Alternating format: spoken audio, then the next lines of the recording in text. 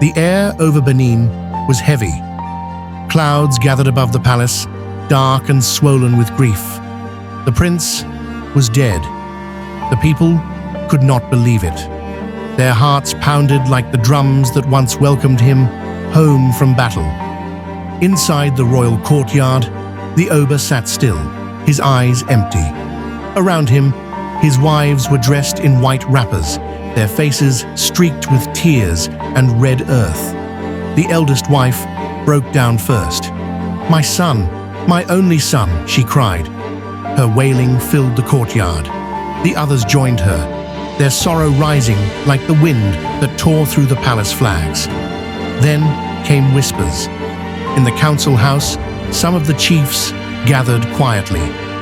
They spoke not of mourning, but of power. Chief Osagi, the oldest among them, leaned forward.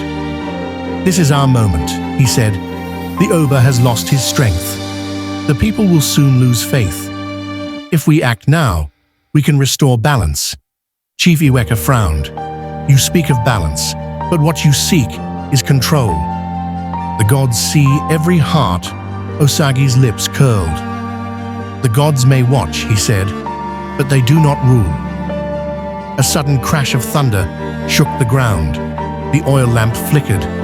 The men looked at each other, uneasy. That night, the Oba sat before his ancestors' shrine. He placed his staff on the ground and whispered, "My son is gone." My chiefs whisper against me. Have I failed this kingdom? The fire before him flared bright red and gold. A deep voice rose from within the flames. "The kingdom is being tested," it said. "Only the pure in heart will stand when the storm passes." The Oba bowed his head. "I will stand." By morning, the storm had worsened. Trees fell. The sky was dark as night. The marketplace was empty. The sacred beads lost their glow. People spoke in hushed tones. Some said the gods were angry. Others said it was the spirit of the prince, crying for justice. At the palace gate, the youngest wife knelt in the rain. She held a small bronze carving, the prince's likeness. "Bring peace to our land," she prayed. "Let truth be known." Meanwhile, in a secret house near the edge of the city, the chiefs plotted. "Tonight," said Osagi, "we strike. The Oba will be removed. The people will believe it is the will of the gods." But lightning struck the ground outside. The roof trembled. One guard screamed as his spear cracked in two. Chief Iweka stood. "This is a warning. Can't you see? The gods reject this." Osagi shouted, "There are no gods here, only men afraid of power." The wind roared through the room. The doors burst open. A whirl of dust and rain swept through, throwing them to the ground. And then, silence. At dawn, the storm was gone. The air was clear and still. The people gathered before the palace. The Oba appeared, his robe soaked, his staff gleaming in the morning light.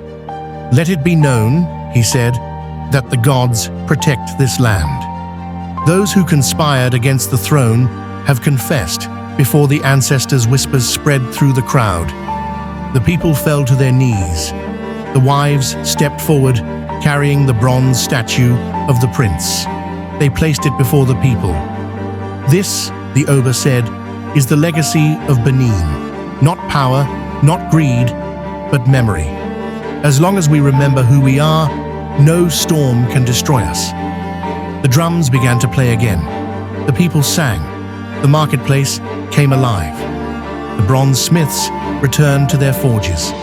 The storm had passed, but it left behind a new peace. A peace born of truth and remembrance.